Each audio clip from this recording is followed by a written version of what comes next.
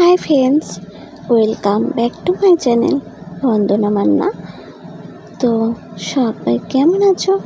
আশা রাখছি সবাই ভালো আছো, আর আমিও মোটামুটি ভালো আছি তোমাদের ভালোবাসায় এবং আমার মহাদেবের আশীর্বাদে। তো আজকে আরেকটা ব্লগ ভিডিও নিয়ে চলে আসলাম তোমাদের মাঝে।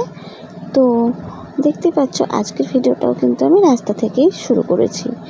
তো রাস্তা থেকে এই কারণেই শুরু করেছি, তো যারা আমার আগের ভিডিও দেখেছো, এর আগের ভিডিওটা, তারা অবশ্যই জেনে থাকবে যে আমি তোমাদেরকে বলেছিলাম যে আমি একটা দরকারের জন্য কি দরকারে সেটাও বলেছিলাম সেই ভিডিওতে। তো সমস্তটাই বলেছিলাম।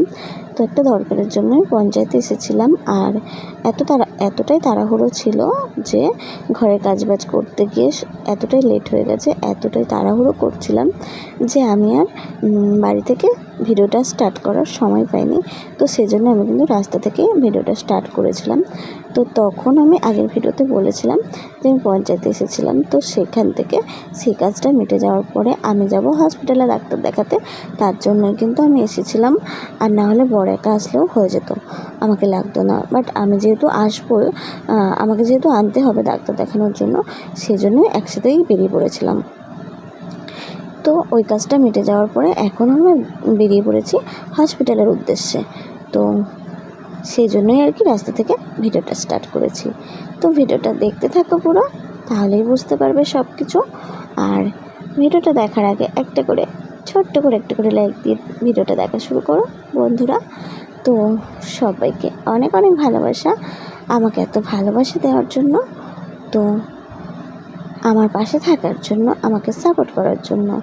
আমিও তোমাদের সবার পাশে আছি, সবাইকে অনেক কি বলবো, অনেক সাপোর্ট করব অবশ্যই।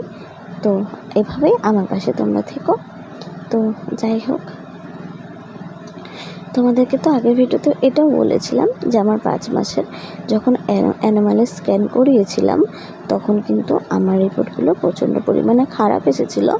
আমি যে ডাক্তার দেখাই তাকে দেখিয়েছিলাম, বাট সে তেমন কিছু আমাদেরকে বলতে চাইছে না, শুধু বলছে বেবির ওয়েট কম আছে, বাট তার থেকে বেশি কিছু আর বলছে না।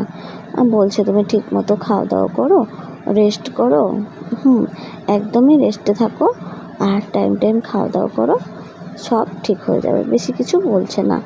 তো তার জন্য আমরা ভাবলাম যে অন্য ডাক্তার দেখিয়ে নেওয়া যাক। তো তার জন্য এখন আমরা যাচ্ছি হসপিটালে ডাক্তার দেখানো যাক, তারপর কি বলে দেখা যাবে। তো তার জন্যই এখন আর কি যাচ্ছি।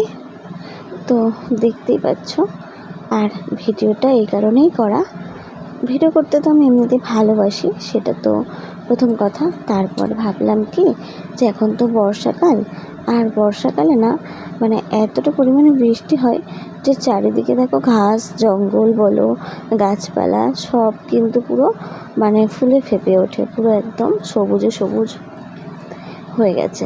এত সুন্দর হয়েছে গাছগুলো যে কি বলবো, দেখে পুরো মুগ্ধ হয়ে যাচ্ছিলাম। আর দেখো এই যে নদীতেও কত জল। তো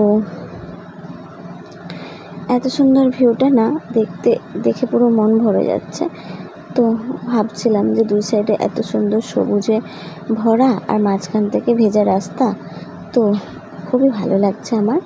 তো আমি ভাবলাম সেটা আমি একা একা কেন উপভোগ করব, তো তোমাদের সাথে একটু শেয়ার করাই যায়, যেহেতু তোমরা তো আমার সব কিছু, তাই না? তোমরাই আমার ফ্যামিলি, তোমরাই আমার পরিবার, তোমরাই আমার সব কিছু, তোমরা ছাড়া আমার তো আর কেউ নেই।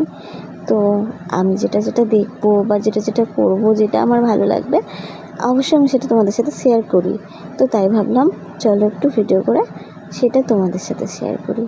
তো আমি জানি তোমাদেরও ভালো লাগবে, তার জন্যই শেয়ার করা। তো দেখো গল্প করতে করতে সবুজ অরণ্য ছেড়ে এখন কিন্তু চলে আসলাম বেশ কিছুটা দূরে। তো হ্যাঁ বন্ধুরা, এটা হলো 58 গেট। আমরা এখন আছি এই মুহূর্তে 58 গেটে।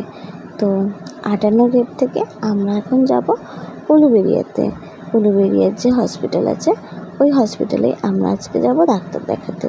তো তার জন্যই কিন্তু এই যে দেখো 58 গেটের ব্রিজ এটা, তো তার ওপর থেকে আমরা চলে যাচ্ছি। আর 58 গেটের নদী দেখো, নদীতে কত জল দেখো বর্ষাকালে, পুরো নদী ভর্তি থই থই করছে জলে।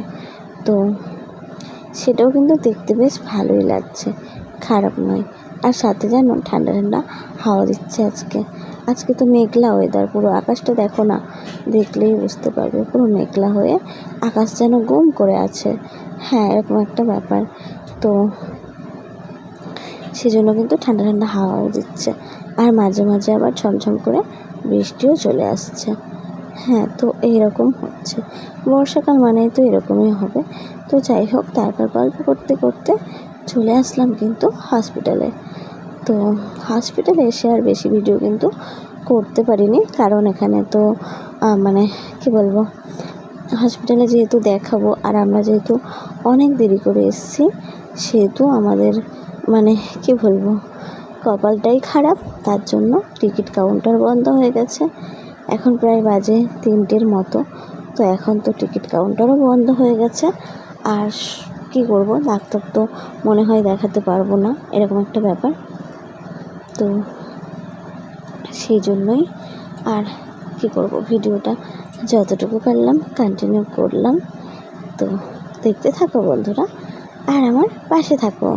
তো চলো হসপিটালের ভেতরে যাওয়া যাক।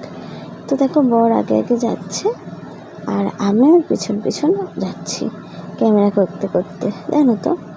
তো দেখো, এই যে এখানটাই হলো টিকিট কাউন্টার। তো দুঃখের বিষয় এটাই যে টিকিট কাউন্টার বন্ধ হয়ে গেছে। আমরা অনেকটাই লেট করে ফেলেছি, তার জন্য টিকিট কাউন্টার বন্ধ করে দিয়েছে। আর লেটটা হয়েছে এই কারণেই যে পঞ্চায়েতের কাজটা মেটাতে গিয়ে লেট হয়ে গেছে। যদি আরও তাড়াতাড়ি বেরোতাম তাহলে মনে হয় ভালো হতো। তো তখন ততটা বুঝতে পারিনি, ঘরের কাজ করতে করতে সময় যে কখন চলে গেছে বুঝতে পারিনি। আর সময়ের মূল্যটা কী সেটা এখন বুঝতে পারছি।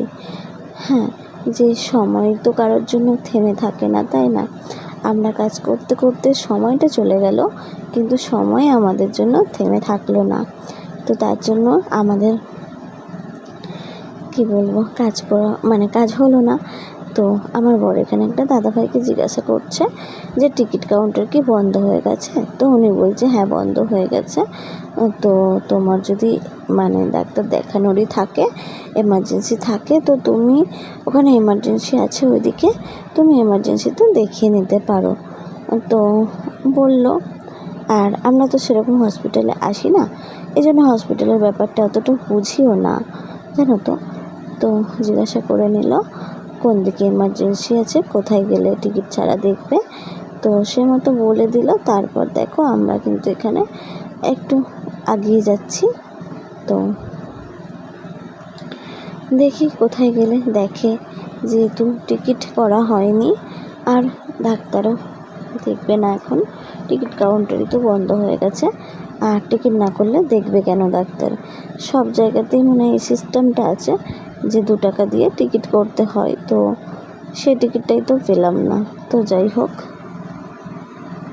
সবাই ভালো থেকো, সুস্থ